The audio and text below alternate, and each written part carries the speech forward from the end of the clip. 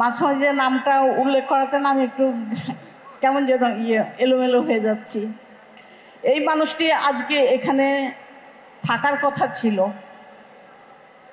আজকে এখানে আমাকে উঠতে হয়েছে।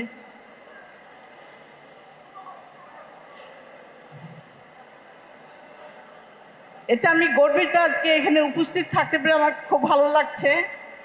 সবার সঙ্গে দেখা হচ্ছে, অনেক স্মৃতি মনে পড়ে যাচ্ছে। আমাকে এই সুযোগটা দেওয়ার জন্য আজকে যারা এই অনুষ্ঠান আয়োজন করেছেন, যারা উপস্থিত নির্মাতারা আছেন, সবাইকে ধন্যবাদ। আমি চয়নিকার একটা কথা শুনে ধরেই আমি বলতে চাই, মাসুম আজিজ ছিলেন, টুটুল ভাই ছিলেন। আমি বলবো ছিলেন, শুধু ছিলেন না, আমি বলতে চাই এখনো আছেন। আপনারা তো তাকে বাঁচিয়ে রেখেছেন। আমি বিশ্বাস করি না মাসুম আজিজ নাই, আছে, থাকবে। আপনারাই তাদেরকে টিকিয়ে রাখবেন, টিকিয়ে রেখেছেন।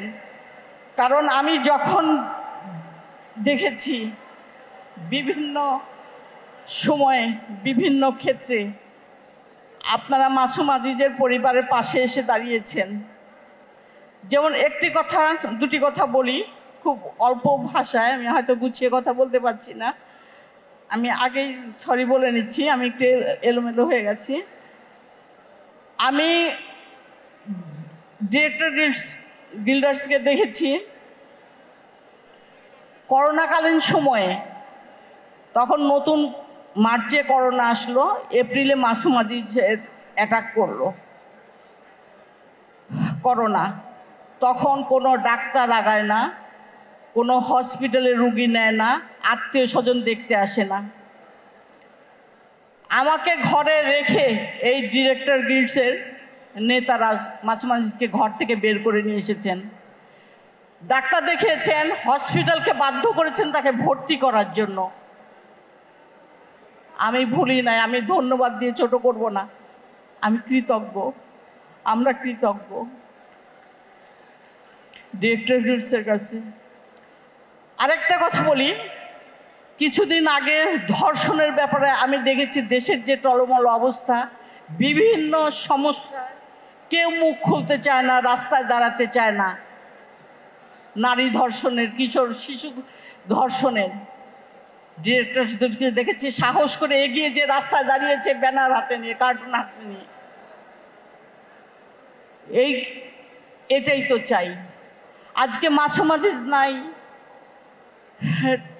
যারা আপনারা বলছেন নাই, ঈদের শুভেচ্ছা জানাতে আমার বাসায় যখন ডিরেক্টর থেকে অনেক ডিরেক্টররা গিয়েছেন, আমাকে আমার পরিবারের পাশে দাঁড়িয়েছেন শুভেচ্ছা বিনিময়ের জন্য, আমি চোখে পানি ধরে রাখতে পারি না। আমি শহীদুল্লাহ সেলিম ভাইকে সঙ্গে সঙ্গে ফোন দিয়েছি এবং বলেছি, এই তো মাসুম আজিজ আছে, আপনারাই তো রেখেছেন,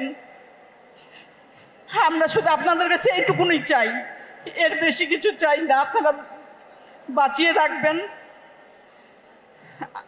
আমাদেরকে, তাদেরকে এইটুকুন সম্মানিত করবেন।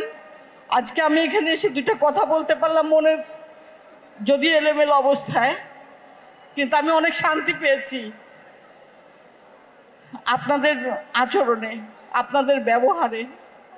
আপনারা অনেক সম্মানিত করেছেন, এতে আপনারাও সম্মানিত হবেন। দোয়া করবেন আমাদের জন্য, আমার পরিবারের জন্য। আপনারাও ভালো থাকবেন। সবাইকে ধন্যবাদ।